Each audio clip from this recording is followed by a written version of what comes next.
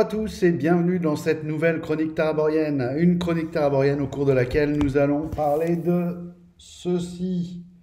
Warhammer Fantasy Roleplay, le V4 ou V5, je ne sais plus, de Warhammer, je crois que c'est la V4. Je confonds toujours avec la fameuse V5. J'en avais déjà parlé à l'époque, donc je vais faire assez court. Il s'agit de la version révisée. Il y avait eu un petit problème lors de la première version de règles, à savoir tout simplement un problème de traduction. Voilà, bon, ça arrive malheureusement assez souvent avec les éditeurs, mais là ils avaient été obligés de sortir un livret. C'était pas clair, puis il y avait franchement des phrases sans verbe, etc. Des grosses. C'était pas de la petite faute de traduction, il y avait des problèmes de traduction et de relecture. Bon, après, voilà, je pense qu'il y a des gens qui s'acharnent encore contre Chaos Project, reprochant qu'ils avaient pas. Je pense qu'on pourrait passer l'éponge. Moi, j'ai le souvenir quand même que des éditeurs bien plus prestigieux avaient des versions 5 de certains de leurs livres, traduits de l'anglais, avec toujours des phrases sans verbe aussi. Je ne citerai personne, je l'ai promis. Mais voilà. On continuait quand même. On ne descendait pas comme ça les éditeurs. J'aime pas m'acharner, même si voilà. Par ailleurs, la collection, je peux vous montrer un peu l'intérieur. Les bouquins sont vraiment impeccables. Toujours couverture dure. Alors, qu'est-ce qu'on a dans ce... En fait, oui, c'est un peu le bouquin principal de la série. On a déjà, moi, ce que j'ai trouvé assez sympa, c'est une espèce de dessin comme ça fait penser, il y a une série qui est sortie avec, je crois, les œuvres de Lovecraft, carrément en BD comme ça, enfin, planche comme ça et texte, et je trouve que ça met bien dans l'ambiance. Vous avez une vingtaine de pages, puis après, on a quand même on a une lettre. Il y a de la lecture, hein, c'est assez dense quand même. En première page, on a une carte. Bon, elle a le mérite d'être jolie, mais elle est un peu petite. Hein, on aimerait voir. Je ne sais pas s'il y a de possibilité d'acheter une grande carte, ce serait pas mal quand même. Et puis après, on va attaquer. Alors, je vais survoler juste un petit peu la table des matières pour vous dire de quoi il s'agit. Donc, nous avons une introduction. Un premier chapitre, c'est classique sur les personnages un petit peu, créer un personnage, les races, les classes et les carrières, les attributs, les caractéristiques, compétences et talents, voilà. C'est exactement la même mouture que la première version, sauf qu'ils appellent ça l'édition révisée. Et bon, il y avait vraiment besoin, on a attendu très longtemps pour cette édition, et on est content, maintenant, elle est là. J'ai commencé, même plus que commencé, je l'ai parcouru déjà. Il y a un petit passage ou deux qui crochettent un peu quand on lit, surtout à voix haute, qui peuvent sembler bizarres. Mais dans l'ensemble, ça n'a rien à voir avec la première version. Donc, franchement, elle vaut le coup, surtout si vous aimez ce jeu et tout ce qu'on va trouver dedans. Alors, nous avons ensuite les classes et les carrières. Warhammer présente la particularité d'être un jeu à carrière. Je trouve que c'est vraiment intéressant. Donc, vous avez des classes. Alors, je sais vous dire exactement un peu comment ils présentent ça. On trouve un résumé de chaque classe. Votre carrière correspond à votre travail lorsque vous n'êtes pas en expédition ou lorsqu'une aventure vous est tombée dessus. Voilà. Et en fait, cette granularité entre classe et carrière va faire tout le sel du jeu. Pour ceux qui connaissent, vous connaissez. Pour les autres, je vous garantis que là, on est loin du truc très taillé à la serpe, donjonesque, où si vous êtes un magot, vous êtes un magot. Et adieu les épées et autres bulvesées. Là, on a vraiment, voilà, il y a des, voilà. Du coup, c'est un jeu qui, moi, me semble beaucoup plus facile à s'orienter vers du roleplay. C'est beaucoup plus, autant des Pathfinder permet de vraiment avoir quelque chose de tactique orienté combat, autant Warhammer, cette simple granularité avec les carrières fait que vous pouvez jouer un cuisinier. Ça, je trouve ça assez terrible, en fait. Et cerise sous le gâteau, c'est qu'en fait, dans la création de personnages, cerise sur le gâteau, eh bien, tout simplement, vous pouvez tirer au sort. Alors, ils sont d'ailleurs, ils donnent des bonus si vous prenez toutes les options tirées au sort. Moi, j'avoue que j'ai joué comme ça. Avec le temps, j'ai de plus en plus de mal avec les mini-maxeurs et les joueurs qui viennent à la table. Euh, J'allais dire un petit peu déjà avec l'armure, c'est-à-dire en gros des joueurs qui ont une idée très précise de comment ils veulent sculpter. Ça, alors, ça, je crache pas la pierre pour les gens qui aiment ça, hein. J'ai joué pendant des années quand j'étais plus jeune comme ça.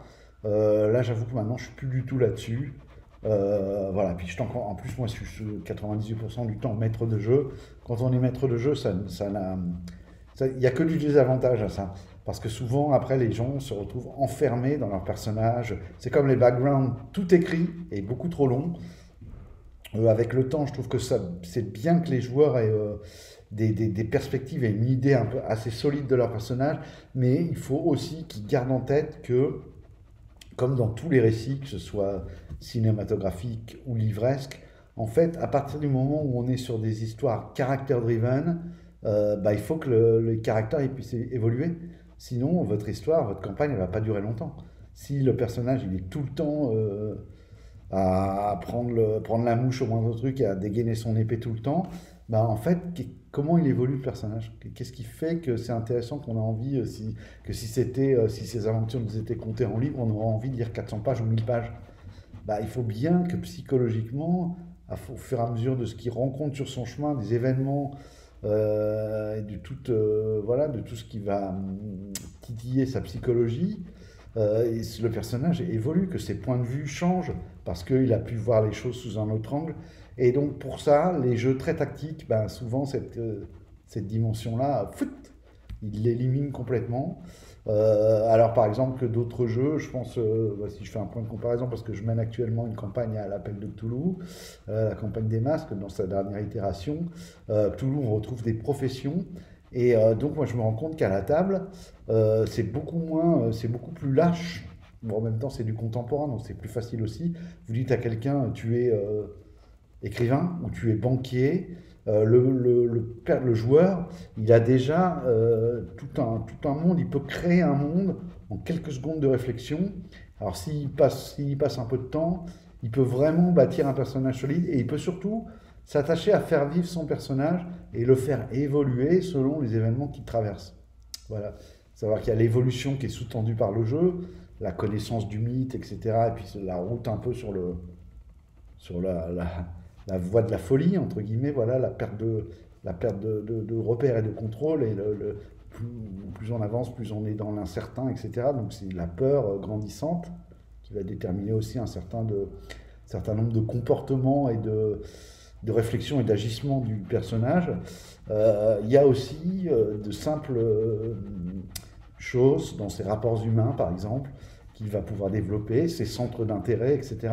C'est beaucoup plus difficile en Medfan, parce qu'on ne vous y invite pas, on vous invite simplement à builder votre personnage, etc. Enfin, dans beaucoup de jeux, c'est ça. Je crois qu'il y a peut-être le dernier, faudrait voir de plus près, je ne me suis pas intéressé avec les bouquins de règles en main, mais peut-être la dernière itération de RuneQuest, où apparemment ils misent beaucoup pour le background, sur la famille et les descendants, etc. Bon, il faudrait voir. Peut-être aussi l'autre jeu qui sort chez Chaosium, dont je ne me rappelle jamais, pas Lancelot, mais j'ai sur le bout de la langue, je vous le mettrai en commentaire si ça me revient. Pendragon, voilà, je l'avais sur le bout de la langue, ça m'est revenu. Pendragon, on est peut-être plus dans des choses comme ça. Pareil, Pendragon, je sais pas, je pense que je vais peut-être me laisser tenter par la nouvelle mouture qui va pas tarder à sortir. Alors la deuxième chose dans laquelle je voulais vous parler, donc le bouquin, voilà, je vais pas rentrer dans le détail puisque c'est la même critique que la première fois, sauf que bah, là il est dans une forme esthétique aussi belle et avec le texte qui est corrigé pour la plupart des cas. C'est ceci, c'est l'écran que je trouve, je vais vous montrer, vous le connaissez peut-être certainement. Moi cet écran, je le trouve assez beau en fait, de ce côté-là. Il y a des petits détails, je ne sais pas si vous voyez, il y a beaucoup de gens qui crapahutent sur les toits de la ville. Ça donne bien un peu l'ambiance un peu sombre. Vous avez un gars là qui se fait passer de la marchandise dans une barque. Et moi j'adore ce genre de détails. Cet écran, si vous le regardez, si vous prenez un petit peu le temps, vous avez, rien que dans l'écran, des idées, ça fourmille d'idées de scénario. Ça vous renseigne également sur l'ambiance de la ville. Quand vous voyez, je vais essayer de le mettre plus près. Vous voyez un petit peu là les personnages. Vous voyez ça? Ça donne envie. Et ça fonctionne bien. Bon, l'autre côté, on retrouve hein, les tables. Pour le coup, il y a beaucoup de tables intéressantes. Et le livret, que j'ai trouvé particulièrement intéressant, ce livret, parce que dedans, vous avez des conseils spécifiques pour le meneur de jeu, notamment sur les thèmes. Alors, déjà, pour vous emparer de certains thèmes, les statuts sociaux, les PNJ inoubliables, comment les créer, des tables aussi, un système. Maintenant, ça se fait de plus en plus dans les jeux de rôle. Clac, clac, on crée à la volée. J'ai besoin de savoir, j'ai besoin d'un boulot. Clac, je tire une table, j'ai un résultat. Voilà, vous avez je crois qu'il y a même un simulateur de quête, voilà. Vous avez 3 colonnes. Qui, quoi, pourquoi. Faisons au hasard 37. Alors 37, je vais prendre les 3 qui font 37. Normalement, on tire à chaque fois. Un halfling à qui vous ne pouvez rien refuser aimerait que les personnages lui donnent des satisfactions, car il pense à tort qu'un fantôme hante sa maison. Le tout afin qu'il puisse obtenir un pardon auprès de quelqu'un qui l'a maltraité. Bah, vous voyez, voilà, là j'ai pris 3 résultats du 37. Normalement, on tire 3 fois dans la table. Qui, quoi, pourquoi. C'est plutôt pas mal. Ce petit livret là, qui est pas très, qui fait 30 pages, très exactement. Avec, ça se termine par beaucoup de tables. Moi, je le trouve très bien. En tout cas, je l'ai lu. Et encore une fois, pour les maîtres de jeu qui seraient un petit peu, qui seraient tentés pour faire jouer, mais qui connaissent pas vraiment trop bien l'univers et qui ont besoin d'être un petit peu aiguillés. Vous savez, moi, le premier, je suis comme ça. Quand c'est un univers que je connais pas, j'aime bien qu'on me donne un peu de choses, mais pas trop, pour vraiment avoir toute liberté et pouvoir y agglomérer des idées à moi, y compris des idées qui viendraient d'un autre jeu, d'une série, voilà, et faire une touillette, un brassage avec tout ça, pour proposer des aventures à mes joueurs. C'est d'ailleurs ce que je fais dans les parties en ce moment, les parties de Warhammer. Et je trouve ça bien plus intéressant qu'avoir quelque chose de trop figé. Ou alors il faut vraiment que ce soit un jeu à thème avec un thème très... c'est bon, c'est un autre débat. Alors voilà, je voulais vous parler de ces deux compléments. Alors c'est pas vraiment complément puisque c'est livre de base et écran de maître, donc c'est plutôt la base en fait, parce que même l'écran c'est souvent la base.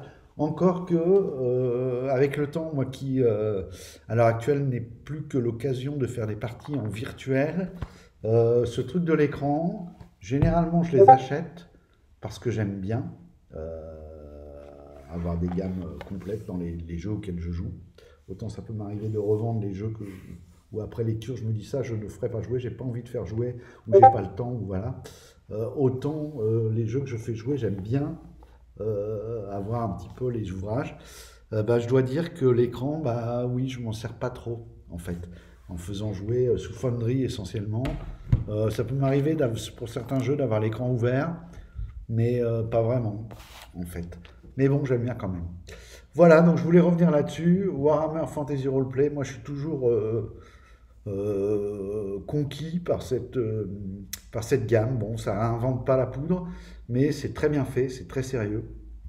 Et en tant que personne qui aime des univers pour raconter des histoires, je le trouve par bien des aspects, cet univers. Alors c'est peut-être parce qu'il est un peu plus neuf pour moi, mais supérieur à beaucoup d'autres univers de médiéval fantastique que j'ai pu rencontrer.